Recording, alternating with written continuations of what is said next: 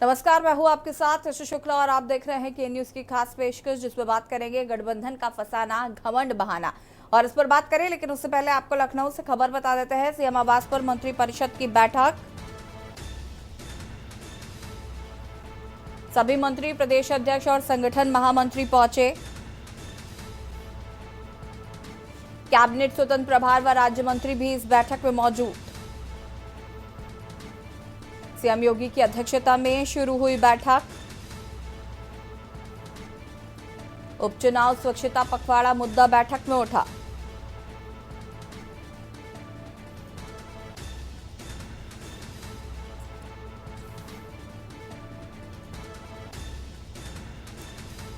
मंत्रियों के बीच मनमुटाव को दूर करने की जा रही कोशिश।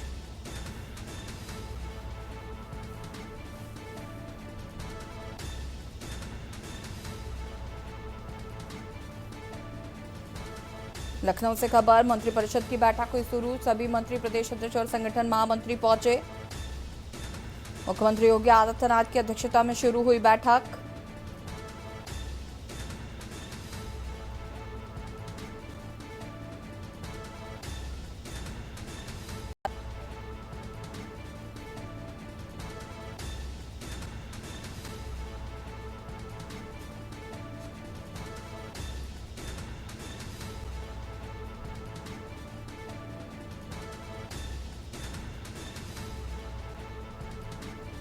और इसी खबर पर ज्यादा जानकारी के लिए संवाददाता संदीप मिश्रा हमारे साथ जुड़ चुके हैं। संदीप, क्या कुछ जानकारी है? मंत्रिपरिषद की बैठक शुरू हुई सीएम आवास पर।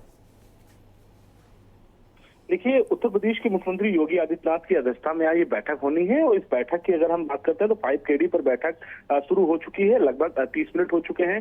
सभी मंत्री वहां पहुंच चुके हैं, जो कि स्वतंत्र प्रभार मंत्री, राज्य मंत्री सभी पहुंच चुके हैं। इसके साथ साथ भारतीय जनता पार्टी के प्रदेश अध्यक्ष हैं भूपेंद्र चौधरी, वो भी बैठक में शामिल हैं। इसके साथ ही साथ कैबिनेट मंत्री वो भी वहां पे मौजूद हैं। साथ ही साथ में जो इस बार कैसे स्वच्छता अभियान के चलाया जाएगा, कैसे पखवाड़ा चलाया जाएगा, आगामी चुनाव को लेकर के क्या समीकरण भारतीय जनता पार्टी बनाएगी, इन तमाम चीजों को लेकर के आज इस बैठक में चर्चाएं की जाएंगी। हालांकि 10 उपचुनाव होने हैं विधानसभा के। उन उपचुनाव को लेकर के लगातार अपने मंत्रियों की जो ड्यूटी है वो लगातार उत्तर प्रदेश के मुख्यमंत्री योगी आदित्यनाथ ने उन सीटों पर लगा दिया है जिन सीटों पर उपचुनाव होने हैं। बहुत सी ऐसी सीटें हैं जो इस सपा के खेमे में हुआ करती थी, जो वहां से सांसद लोकसभा जीत करके पहुंचे हुए हैं। तो निश्चित तौर पर उन सीटों पर खाली जहां हुई है वहां पर भारतीय जनता पार्टी सबसे ज्यादा फोकस कर रही है। चर्चाओं की अगर बात करते हैं तो मिल्कीपुर और कटेहरी, जो 2 विधानसभा ऐसी हैं जहां पर सबसे ज्यादा जो है जोर दिखती हुई नजर आ रही है और उन सीटों पर विशेष तौर पर चर्चा होगी, क्योंकि ये और इसके साथ ही साथ जो 8 सीटें और हैं उन सीटों पर लगातार चर्चा करती हुई नजर आएंगे। इसीलिए इस परिषद की बैठक को बुलाया गया है और इसमें तमाम तरीके की जो नई रणनीतियों की जनता के बीच में उतरने के जो वादे होंगे उसको लेकर के भी चर्चाएं इस बैठक में की जाएंगी। जी बिल्कुल, ये भी निकल कर आ रहा है कि सामंजस्य बिठाने की भी कोशिश की जा रही है, ताकि किसी तरीके का जो मनमुटाव है वो नजर ना आए।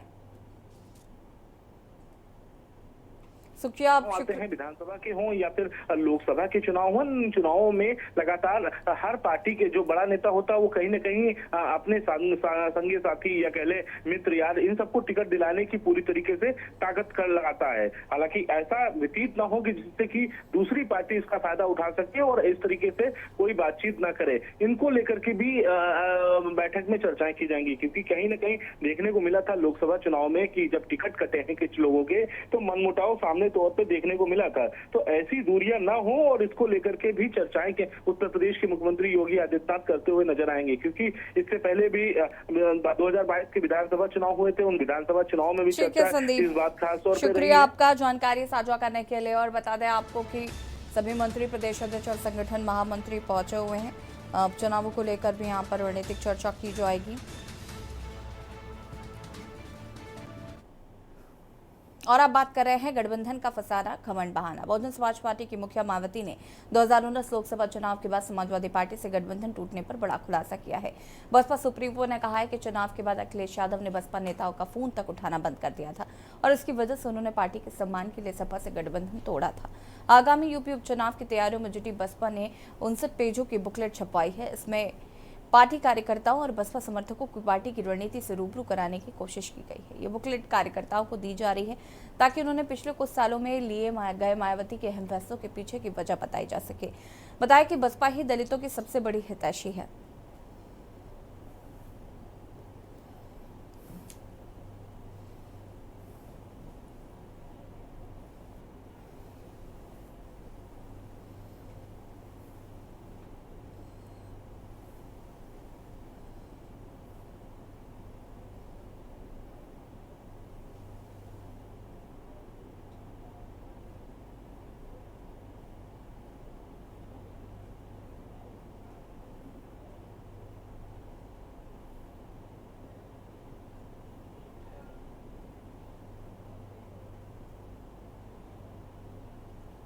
जिस समय गठबंधन टूटा उस समय में आजमगढ़ के मंच पे था, आदरणीय बलराम यादव जी थे, बलिहारी बाबूजी भी थे।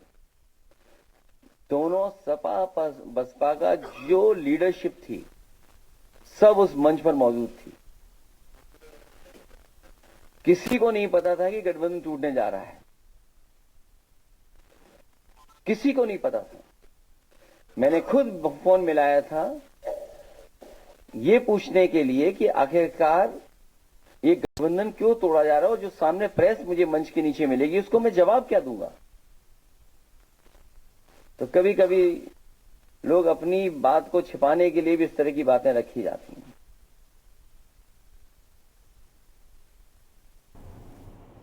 और इसी खबर पर ज्यादा जानकारी के लिए संवाददाता संदीप हमारे साथ जुड़ चुके हैं। संदीप, एक और जहां पर बुकलेट छपवाई जाती है और उसमें बताया जाता है कि आखिर गठबंधन टूटा क्यों।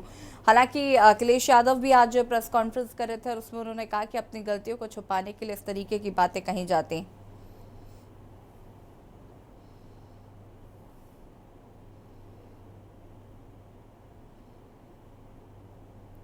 संदीप, आवाज आ रही है आपको?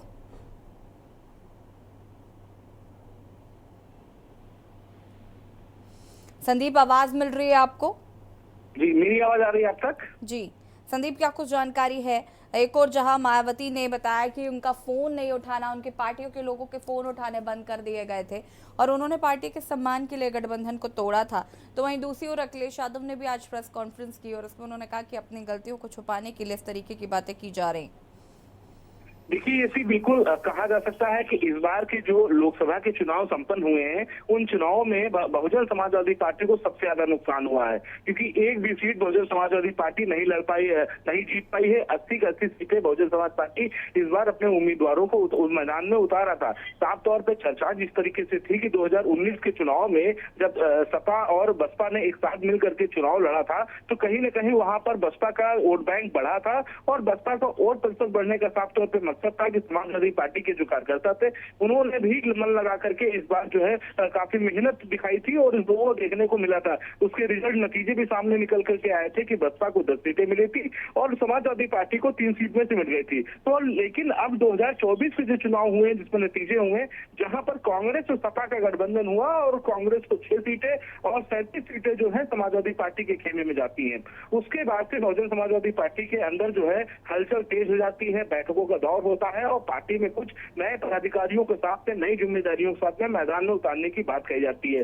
इससे पहले महत्वपूर्ण बातें ये होती है कि 10 जो लोकसभा विधानसभा की सीटें खाली हुई हैं उन सीटों पर पहली बार बसपा अपने उम्मीदवार उतार रही है। हालांकि इससे पहले बहुत कम देखने को मिला है जो उपचुनाव में बसपा अपना उम्मीदवार कभी उतारती नजर आती हो, लेकिन अब बुकलेट छपा करके बुकलेट में बहुत कुछ चीजें दर्शाया गया है जिसमें जो है कहा जा सकता है कि गेस्ट हाउस कांड की बात जिक्र की गई है। इसके साथ साथ बहुत से काशीराम के समय की बात कही गई है और इसके साथ ही साथ अगर कह ले तो जो राम मनोहर लोहिया थे उनकी जिक्र किया गया है। तमाम तरीके की चीजों का जिक्र जो है इस बुकलेट के माध्यम से देखने को मिला है। तो ये सारी चीजें निकल के इसके बाद से अब जो गठबंधन जब टूटा है तो निश्चित तौर पे अखिलेश यादव की नाराजगी साफ तौर पे जाहिर हुई है और मीडिया के सामने भी उन्होंने अपना बयान देते हुए साफ तौर पे कहा है कि जब हमने मंच से जब मैं उतर रहा था नीचे तो मैंने पूछा था कि बहन जी आखिर ये गठबंधन क्यों टूट रहा है और इसका कारण भी जब मीडिया हमसे पूछेगी तो हम क्या बता पाएंगे। तो ये तमाम चीजें बातें भी जो है अखिलेश यादव अपने आज मंच पे जो है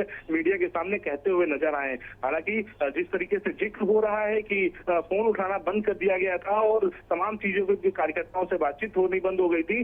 तो ये तमाम चीजें देखने को उस दौर में मिली थी। जी ठीक है, शुक्रिया आपका जानकारी साझा करने के लिए।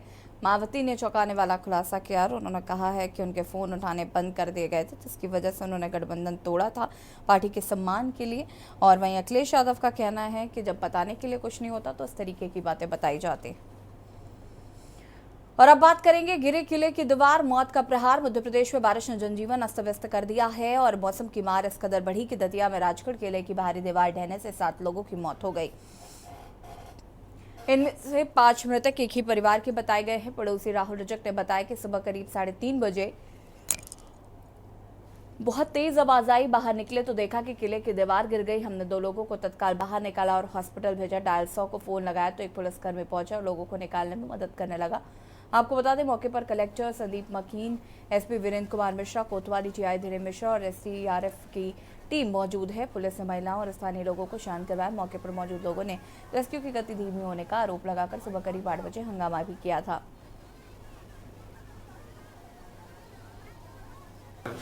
बरसात जो अपनी 36 घंटे से लगभग हो रही थी उसके कारण ढह गई और उसके नीचे एक वंशकार परिवार था जिसके 9 सदस्य थे, वो उसके नीचे दब गए और दबने के तत्काल यहाँ के ही लोगों ने पहले 2 लोगों को जो बच सकने की स्थिति थी तुरंत उनको बाहर की तरफ से निकाला और फिर हम लोग ने उनको हॉस्पिटल पहुँचाया, वो सुरक्षित हैं।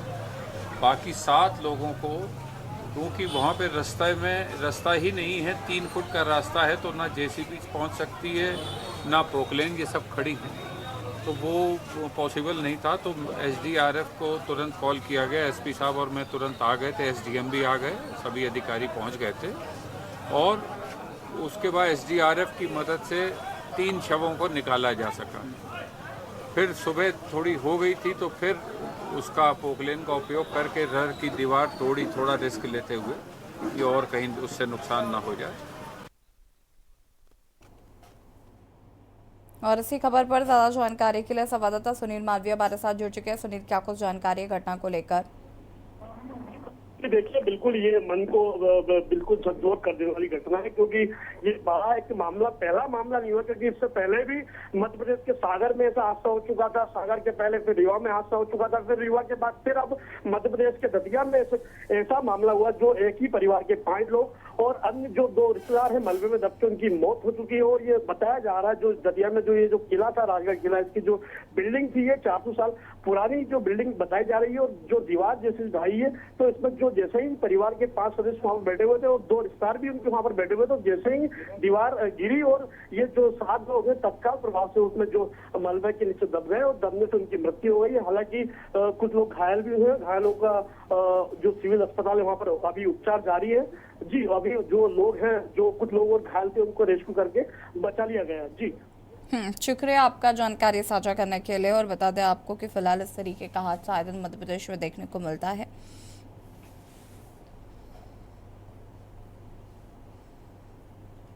और अब बात करेंगे एनकाउंटर पर, फिर भड़के अखिलेश। सपा अध्यक्ष अखिलेश यादव ने प्रेस कॉन्फ्रेंस के दौरान भाजपा पर निशाना साधते हुए कहा कि भाजपा ने यूपी को फर्जी एनकाउंटर की राजधानी बना दिया है। मंगेश यादव को घर से उठाकर मारा गया था। एनकाउंटर के समय पुलिस अधिकारी चप्पल में था। अखिलेश यादव ने कहा कि यूपी में झूठे एनकाउंटर हो रहे हैं और अभी तक एनकाउंटर में सबसे ज्यादा पीडीए के लोग मारे गए हैं। उन्होंने तंज कसते हुए कहा कि मठाधीश और माफिया में ज्यादा फर्क नहीं होता। अखिलेश यादव ने भाजपा पर गंभीर आरोप लगाते हुए कहा है कि भाजपा ने अयोध्या में जमीनों की लूट की है, इसमें अधिकारी भी शामिल हैं। गरीबों की जमीन सस्ते दामों पर ली गई और फिर सर्किट रेट बढ़ा दिए गए। उन्होंने कहा कि अयोध्या को विश्व स्तर का शहर बनाया जाना चाहिए। इसके लिए दिमाग लगता है, जब हमारी सरकार आएगी तो अयोध्या को विश्व स्तर का शहर बनाएंगे।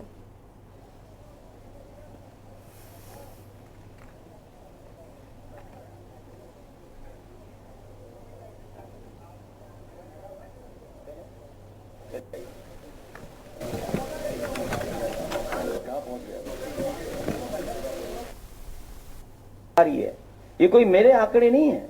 और फिर जो सवाल हमसे पूछ रहे हैं, क्या कोई कॉन्स्टिट्यूशनल बॉडी का या कोई चीफ मिनिस्टर 16 नामों की सूची गई हो, केवल 2 नाम पढ़े गए हो जो मौके में नहीं थे, सीसीटीवी कैमरे में नहीं थे? वो क्यों? ये वो लोग हैं जो हारे हुए लोग हैं, और कई बार जो खुद होते हैं, जो खुद हैं वो जो जम्मू कश्मीर देखिएगा और महाराष्ट्र देखिए, सब हारने जा रहे हैं।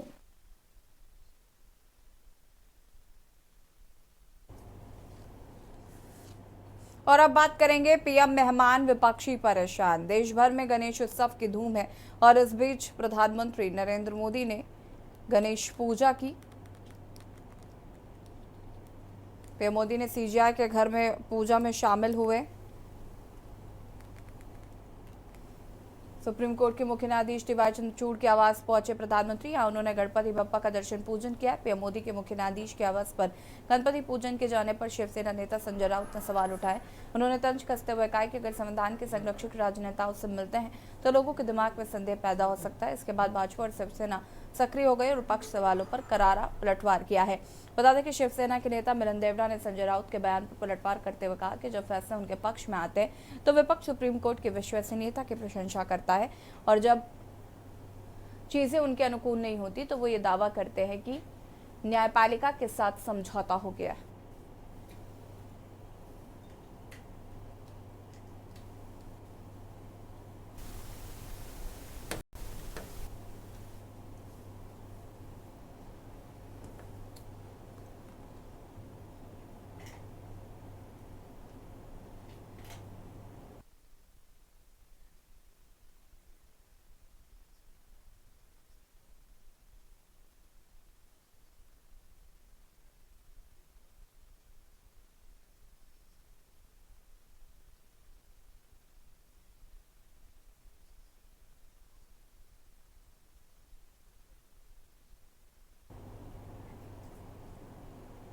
पीएम मोदी ने सीजीआई के घर पूजा हुई, उस पर शामिल हुए और इसको लेकर विपक्ष हमलावर होता हुआ नजर आ रहा है।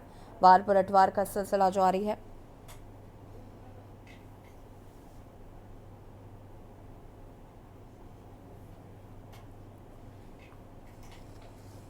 और अब बात करेंगे हमले जारी, रात दिन भारी। उत्तर प्रदेश में बहराइच जिले में भेड़िए के हमले थमने का नाम नहीं ले रहे। 2 बालिकाओं पर हमले के बाद बुधवार को देर रात एक महिला पर भेड़िए ने हमला कर दिया।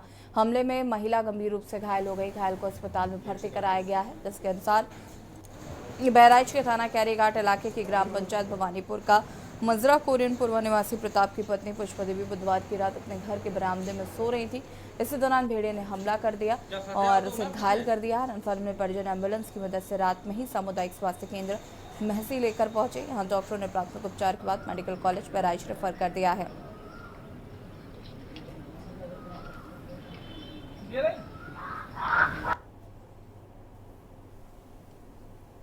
बेटी को भेड़िया ने पकड़ लिया था, घर में से खींच लेकर के बाहर हमारे भाईने को खींच दिया।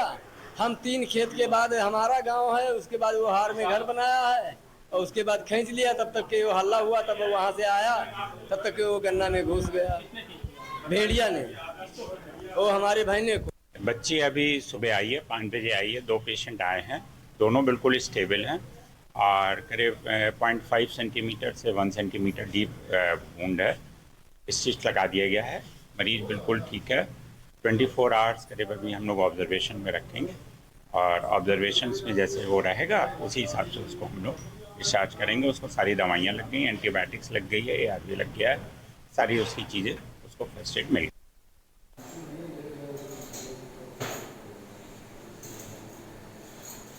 परेशान 2 बच्चों के बाद अब एक महिला बनी भेड़िए का शिकार।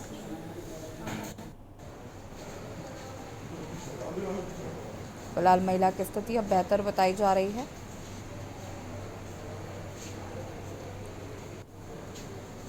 और इसी खबर पर ज्यादा जानकारी के लिए संवाददाता फराज अंसारी हमारे साथ जुड़ चुके हैं। फराज, क्या कुछ जानकारी घटना को लेकर? फराज से संपर्क टूट गया है, फिर से संपर्क करने की कोशिश करते हैं। लगातार भेड़िए के हमले से गांव में दहशत का माहौल।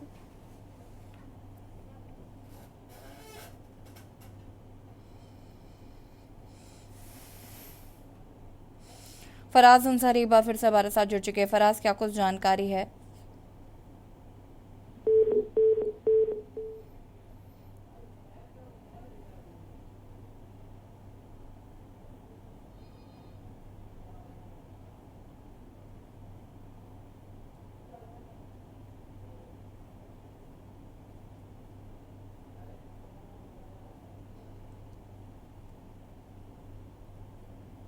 भेड़िए के हमले से ग्रामीण परेशान।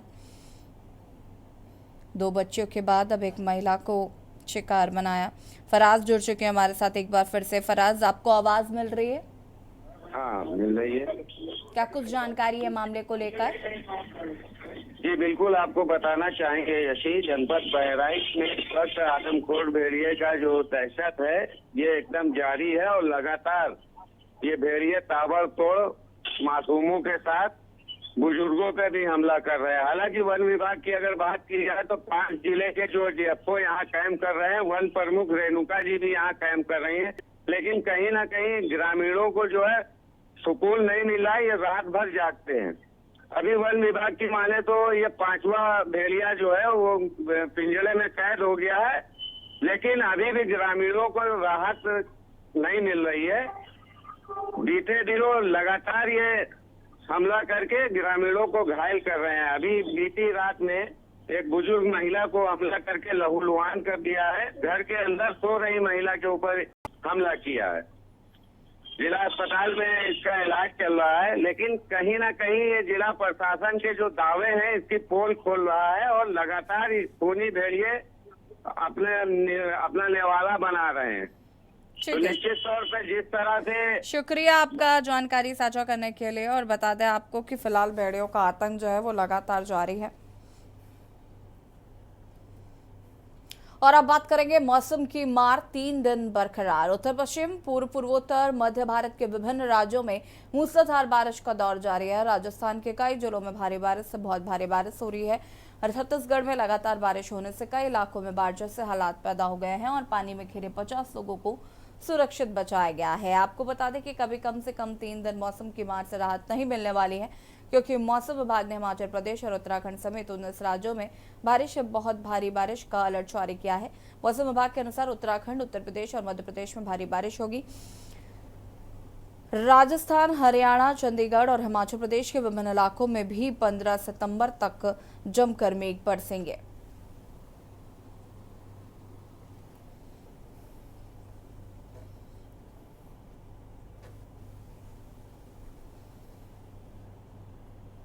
और खास पेशकश में फिलहाल इतना ही। देखते रहिए न्यूज़ इंडिया। नमस्कार। आप देख रहे हैं के न्यूज़, खबरों का सारथी।